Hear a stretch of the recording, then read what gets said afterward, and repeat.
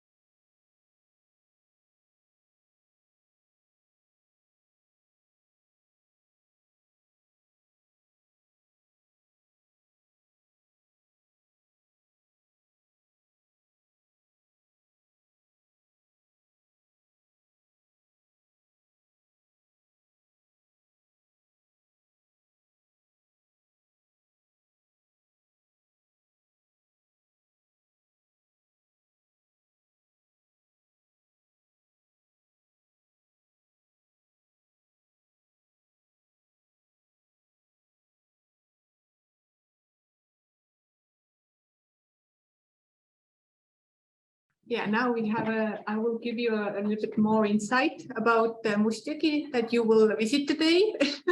So it's perfect timing that I can introduce what we have done in our project. That was like 3 years all together. So, and River Mustia is one of the 16 rivers of the city of Tallinn. So mainly we can call Tallinn, the rivers like rivers, but usually they are more like small ditches or this kind of things that we don't have, like a big rivers, like we can like make any kind of similar approaches like big European rivers. So yeah, don't be, the expectations might be not so high in that case. But because I am a big GIS fan, I made this story map. You will all get to look the link afterwards, and you can browse around because I have collected many information here. And in our project, I was aiming to collect as much as the visualizational material because it was really important to us to show after and before what has happened in the river, and also how this constructional works was held, because it was quite challenging in our case. So basically, when we start, we can see that the history has changed, and urbanization and climate change overall has increased cities' challenges for managing wastewater, stormwater, and flooding events. So if we can compare the maps, you can see that in 17th century, the old area was mainly under agricultural land. And already in 20th century, it has changed and urbanization has come in and take the part over here. So, and if we move on, then today the river functions mainly as a stormwater drain. Rain and snow melting water is collected in the catchment area. The catchment area is approximately 14 kilometers and directed through pipes and drainage ditches to the river Mustjõgi.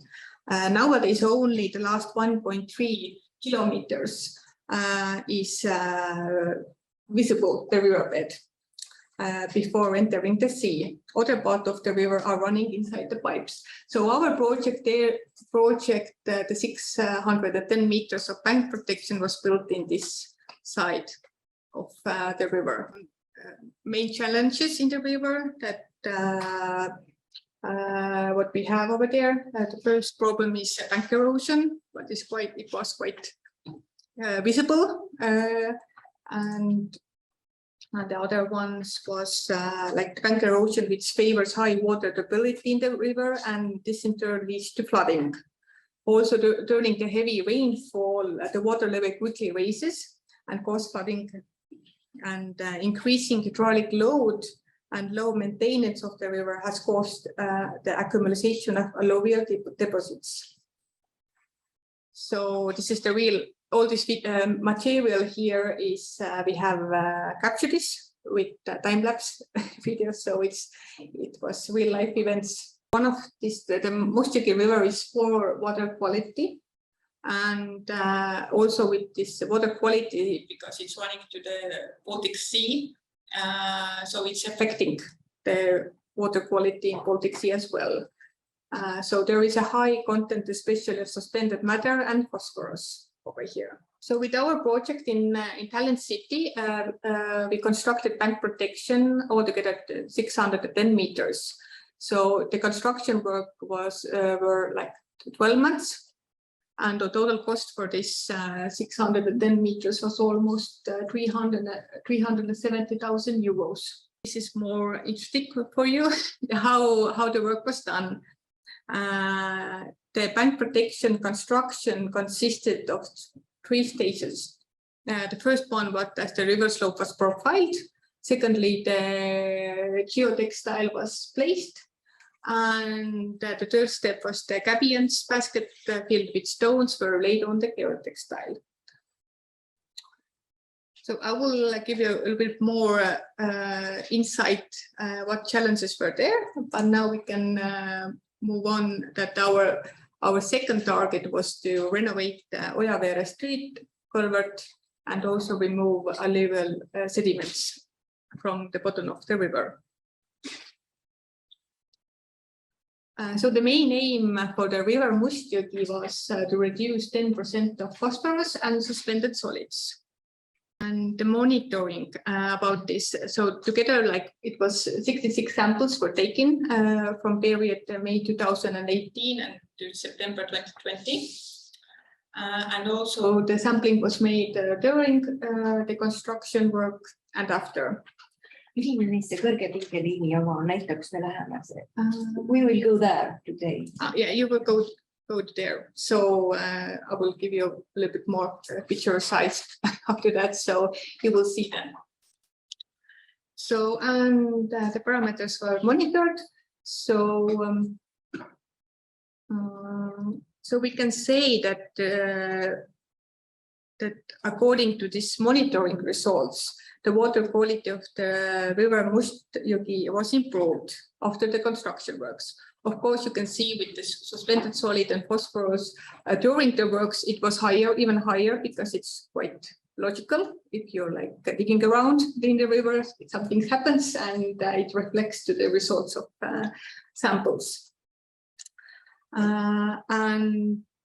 Comparing like suspended solids and total phosphorus concentration before and after construction works, about 50% of decrease happened. So the target value for this our project HEAWATER was achieved. Also, we monitor many kind of heavy metals, and you can also see that with removing the sediment from the bottom of the river, the results were way more better than before, to say easily. So it's quite effective way to make river body quality more better. So it was done, and also I mentioned that beforehand this sedimental removal was not in this subject for the city, so everything was accumulating, and that's the reason for this kind of really drastic change from the samples. So, and some good to know facts. So with everything you have heard today's many really important background information, but when you go on the field and start implementing things and constructing things, there might happening many unexpected events, and good to know things that we can share with our project.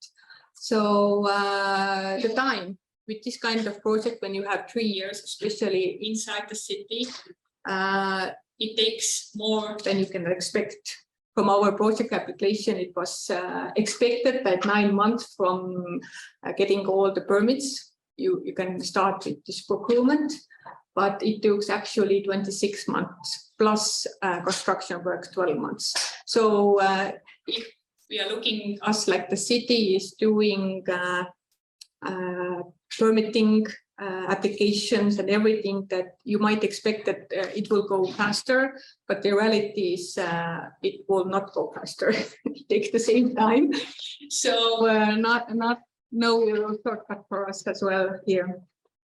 The second one that we can share in our project was the communication, especially when you're like doing inside the city. You have many residents. We have 40 households. When you go there, you can see that side riverbed, you have many households over there. So you have to be really communicative with them, because otherwise they might get a little bit anxious and angry, because everything is happening on their backyard with the heavy machinery. So we already sent, when our project started, the notification letter from 1 year.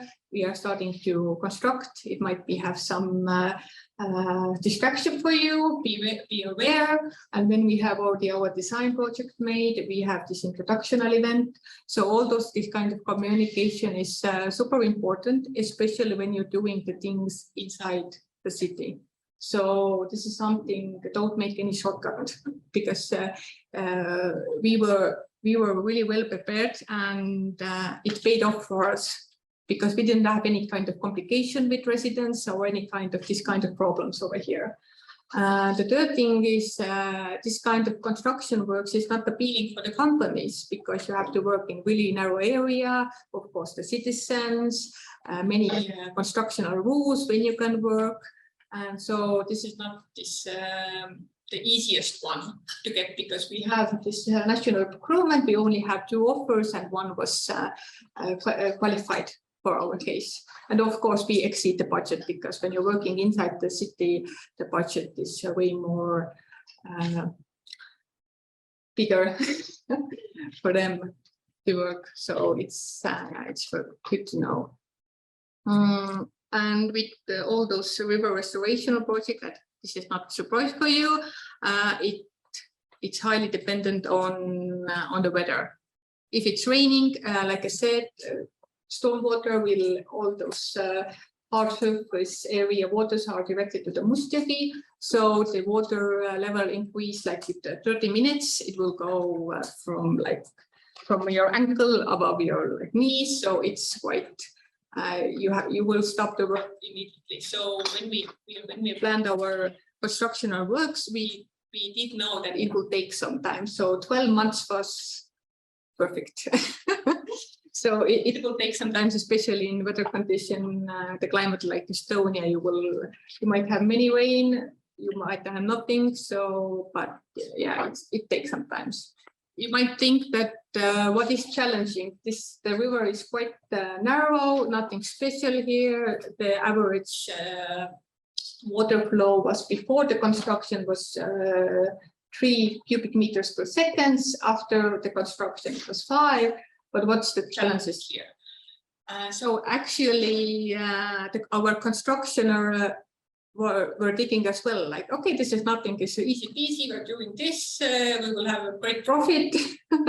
But actually it was quite different story over here. So the approaches how to reserve the water was 4 different isolation methods that were used for dry construction, for this constructional works. So I have made an overview. If you can also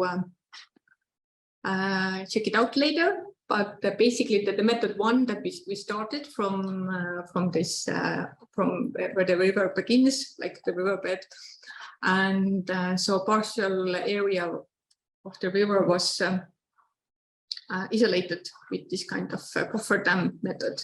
But this was useless because the water flow was too high.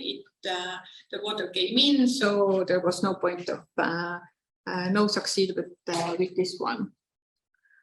So it was first 15 and 20 meters constructing the bank protection, and it was like 3 months altogether that they tried. It was really rainy, and then we had this kind of another problem I will talk about a little bit later, but it was the most time consuming. So the engineers start thinking, how can we approach it the second way? So the method 2A was the whole section of the river was isolated using the barriers from to barrier the whole river. You have this kind of dam here from the soil built, and the water is transferred downstream of the work area by mechanical assistance, so pumping. Also, this was a little bit more effective than the first approach, but it was really time-consuming and really expensive. Even 2 years ago, it was expensive. Now it's more expensive to use electricity for that. And the third one, the method AP, it's kind of similar. So the water was transferred downstreams of the area through gravity-fed pipes. So it was using the physics laws. So easy. So it took some time. So basically, so you can see a little bit more how this pipe is working. So it was the most effective one in the first half of our project area. Like when you go to the Kõrgepinge Street, this is the 1.5 and the second half. So, and the third approach was the easiest one. The culvert was shut down with a wooden wall, and it gave for the construction works about 3 hours. So it was able to do 3 hours. Then they opened this wooden walls, let the water flow to the sea, and make the same procedure again. So it was quite easy for that. And the last 50% of the construction works was downstream, was made by doing this technique. So you can, so we have collected many materials here, so you can approach them later on. And also with every project, prepare for the unknown. For in our case was 159 of tons of contaminated soil was discovered.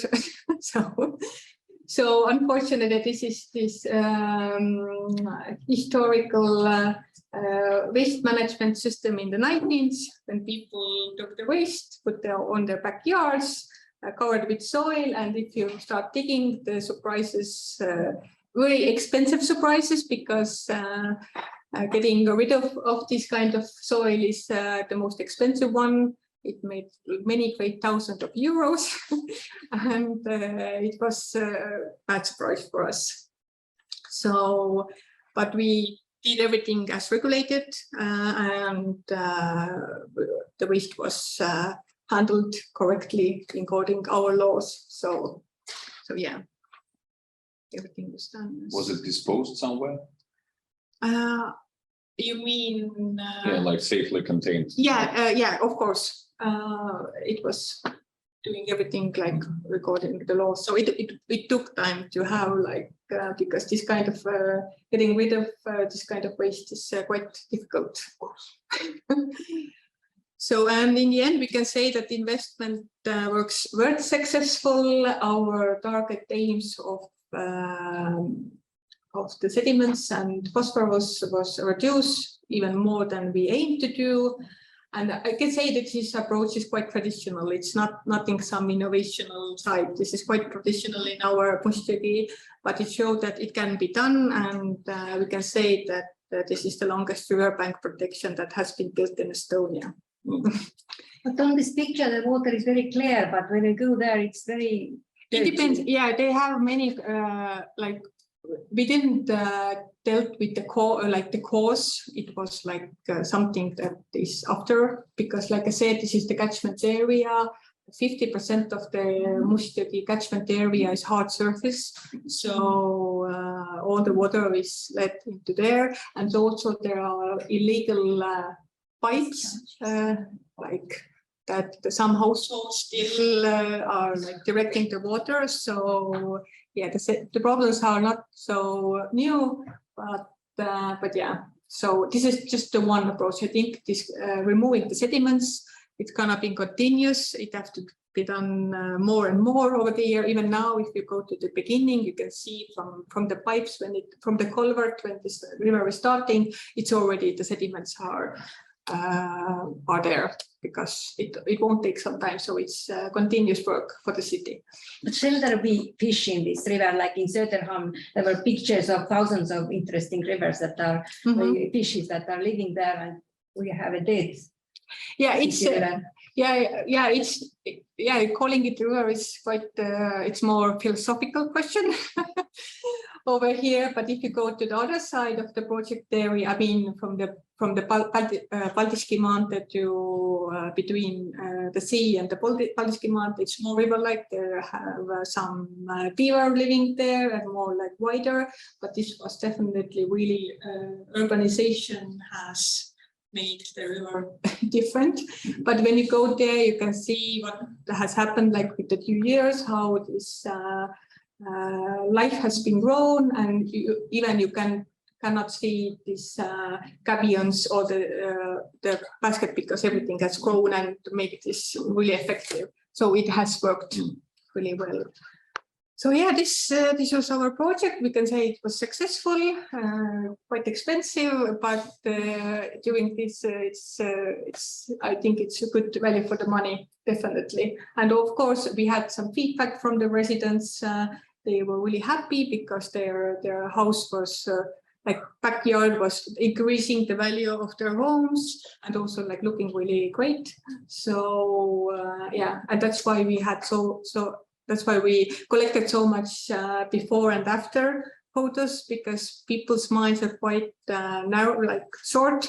So showing something, one thing is for you as a guest from like to show us and share our experience, but other things that our like city workers and inhabitants might forget what has been done, and they can see, oh, this is really normal now. So this is everything.